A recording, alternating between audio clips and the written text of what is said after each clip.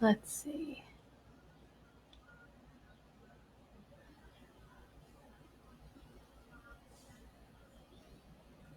Okay. Good morning. My name is Jocelyn. I'm a pelvic floor physical therapist, and I am the owner of the Vagina Doc Physical Therapy and Wellness. Welcome to Real Talk with the Vagina Doc, episode 2. Today's episode is on seeing, saying, and doing. Learning how to maximize a new movement, or learning how to do a new movement pattern or new movement practice faster. And the reason why I want to talk about this today is because in the previous few weeks, I've been working with one individual in particular where he endured a major life shift. And now we have to basically build him back from the ground up. And so that takes a lot of learning from a movement perspective, but also just as a mind-body connection perspective in terms of his movement. The other reason why I want to talk about this is because I just did a 5-day deep core challenge in my Facebook group. And basically what I went over was common movements that people are doing in these online fitness classes because of the social distancing, and in person when everything's not on lockdown. And people are just really out of tune with their body. I used to teach a core training group fitness class, and I would look out into the audience and I was like, they are moving fairly well, but there's something missing. And so as I move forward in my professional education and development, I realized pelvic and abdominal health, deep core. So I introduced those concepts to all those common movements and really shed light on the importance of appropriately scaling so that they feel the movement and they have control of the movement and the movement doesn't have control over them. So the principles here, it came to me last week. I was like, to my patient, you got to visualize the movement in your head, in your mind. You got to verbalize your targets. What do I want you to do? And then execute. So he visualized it in his head. One movement I had him do was a basic stepping pattern. He verbalized it. Left foot forward, left foot backward, right foot backward.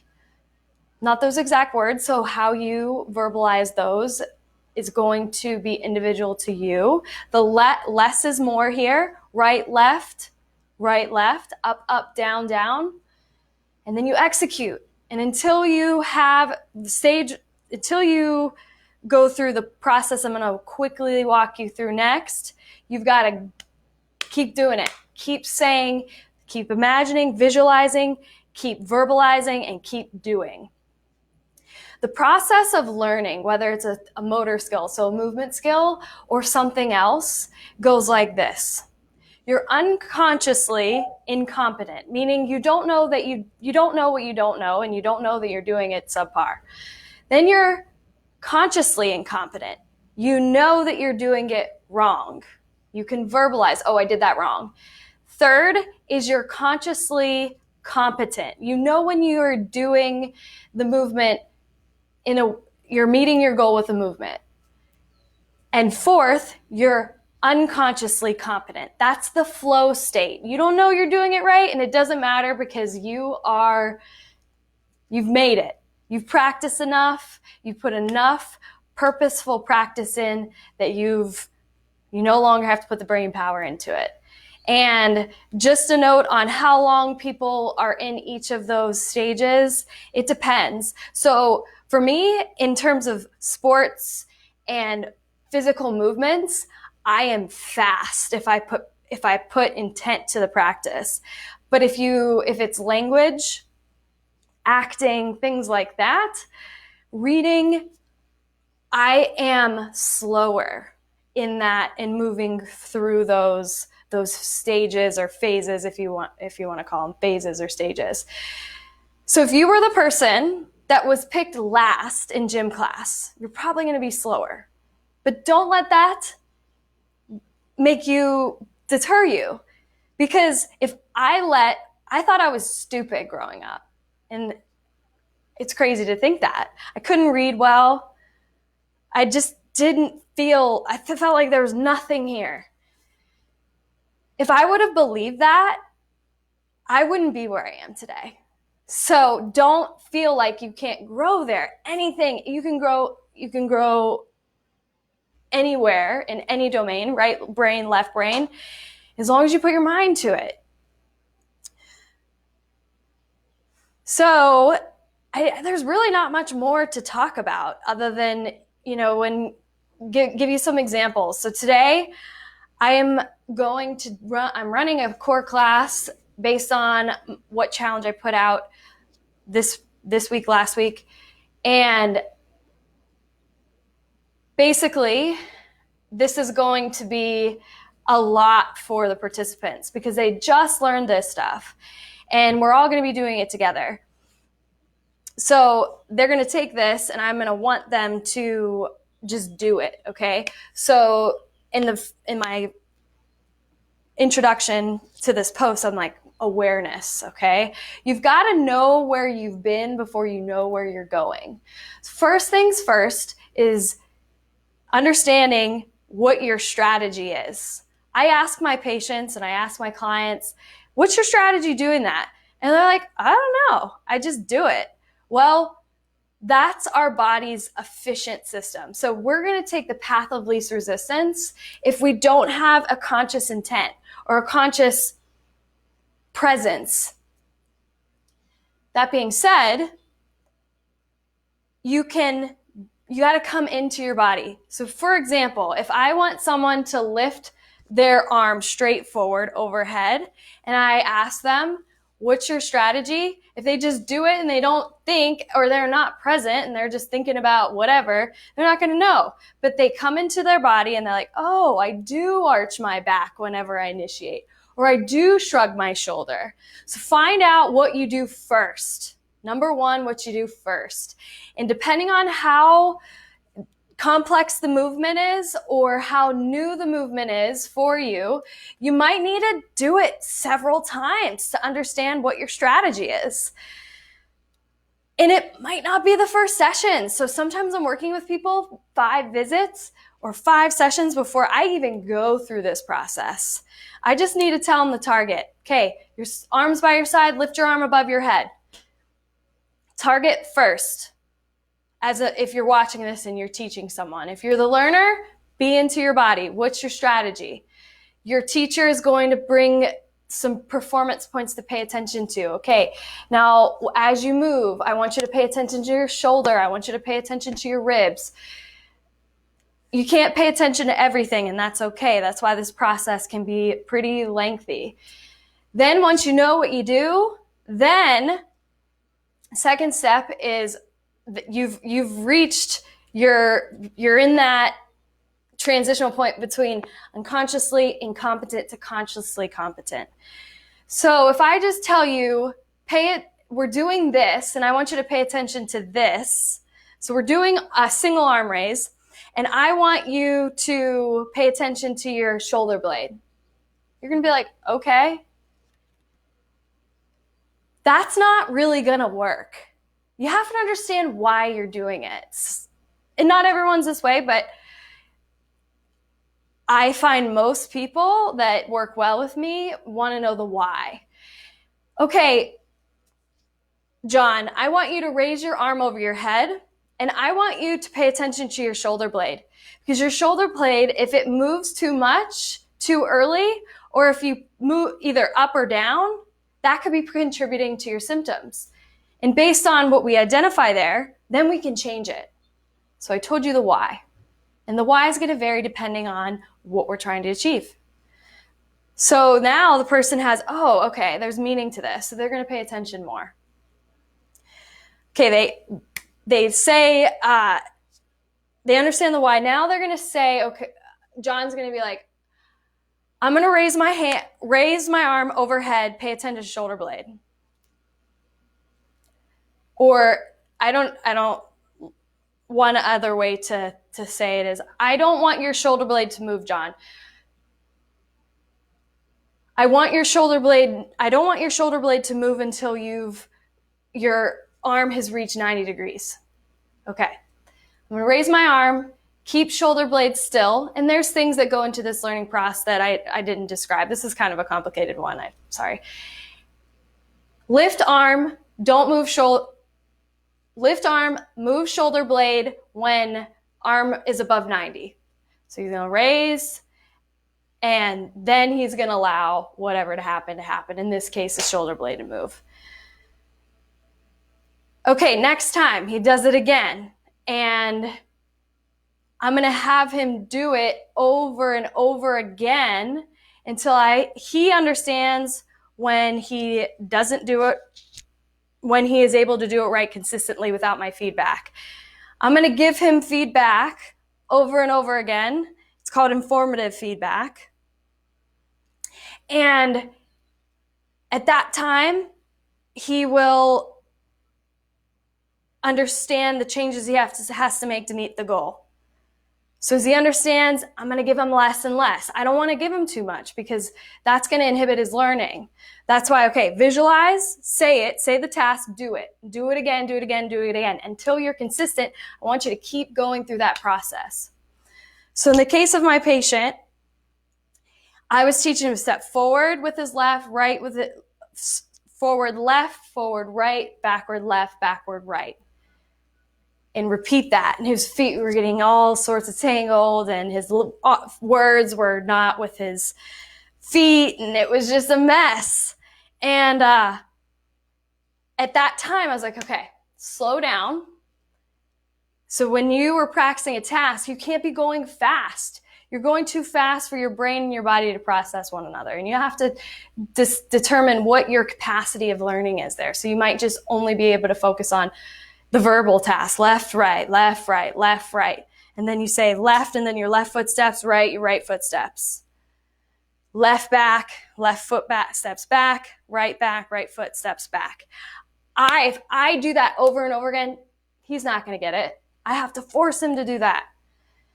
So he's going to get out of breath because of what I'm seeing him for, potentially. So I want to preserve his energy. Or I want to make sure I am prescribing a volume that he is able to sustain. So if you are doing this after a workout and you're gassed, it's going to be much harder. So you want to do this when your brain's fresh and when your body's fresh. And you might need to pull back on how many reps you're doing or of other things, because this is going to take more energy because the brain burns the most energy. And if you're someone that is older, or if you're a caregiver of someone older, working with someone older, understand that just talking it out takes energy, especially if there's a positive history of lung disease, COPD, pneumonia, any of that. Once he's consistent, like I said, I take away the verbal, and he's just seeing it first. He says it one time and he's doing it. He doesn't have to say left foot, right foot, left, forward, left, back, right, back. Or maybe he's like left, right, left, right, left, right, left, right. You reduce how much verbal input. And then you take it away. So in this learning session, I was kind of all over the place. I'm trying to get better at this. But I didn't even mention, well, why are we adding these see, say, do? Well, early on in the learning process, you want all the sensations involved. Vision into your brain, saying it versus just thinking it is two different brain networks. And doing it is a different part. So the more input, if you can see, so I show it, so that's seeing it. You're going to internally in your mind visualize it. You're putting your own verbal input or visual input. I'm going to say it. He's going to say it. Those are two different inputs. Now we have 4 inputs. And then I do, he does. Me doing it isn't much other than visual. him doing it is psychomotor. It's motor. So if you want to learn a skill, go through that process. Visualize. You saw it somewhere, so you got that. If you watch it over and over again if you have to, then you visualize. Can you see yourself doing it? This takes practice. The older we get, with less imaginative we get. Bring that back. Then you say it, the task. So for my moms, squeeze a bean. Squeeze the bean using, you have two beans. One bean's in your vaginal opening, the other bean's in your anus opening. You're going to squeeze around the bean. So visualize what that would look like. Then draw the bean in, up and in. They're visualizing that. Now they can't see me doing that, but I'm giving them like, okay, here's the bean, it's pulled up. Or I say elevator, you're standing on an elevator, the elevator is the vagina and the rectum, and the bean is the person standing in the elevator. And then of course doing it. That's self-explanatory. And after you do it and you get it in one scenario, then place it in another scenario. So for example, I am teaching someone how to draw their belly button in towards their spine, an abdominal draw in. So I'm here, I draw my belly button in, and we just practice that because they're out of shape. And they don't know what the task is. So we practice it in isolation. Then they get it consistently and they're able to do reps. So now I teach them, okay, do it in a different position, hands and knees position. That's one way to transfer the skill into a different scenario. Then I'm like, okay, I want you to gently draw your belly button in, just enough to keep your spine in neutral. Then you're going to hold that as you move through a mini squat. Because let's say they're losing that stability as they squat. That's more an advanced way to utilize that motor pattern. Then, after that, we transferred it into a workout. Okay, you're going to do a ladder. 10 squats, 10 lunges each leg. 9 squats, 9 lunges, 8. This is a really, really tough workout to just jump right into that. So it was just the first thing that popped up in my head. But I am going to say you're going to apply that to this workout, and your pace is dictated by your control. So now we're practicing the doing in multiple different scenarios. And that, guys, is how to learn a skill and transfer what you're doing in your practice to life. So you all that do these exercises either in an organized class or in the gym, and you still have back pain, or you still have, I can't feel my core. Well, besides all the things that I do talks about, it might be because you're not applying the isolated movement to a functional movement. Thank you so much for watching. Remember, next movement skill that you practice, see it, see someone else do it, see it in your mind, see you doing it correctly, see you doing it incorrectly. Say it before you do it, say it right before, do it, and do that over and over again until you can repeat it with consistently correct. Then take the verbal cues out, your own verbal cues out. Repeat it, see if it's consistent. Apply that in a different scenario. So if you're practicing it, the movement, in a gym, try to practice in the park. See where that takes you. If you have any comments, or if you watch this on the replay, comment replay. If you think this was helpful, comment takeaway below.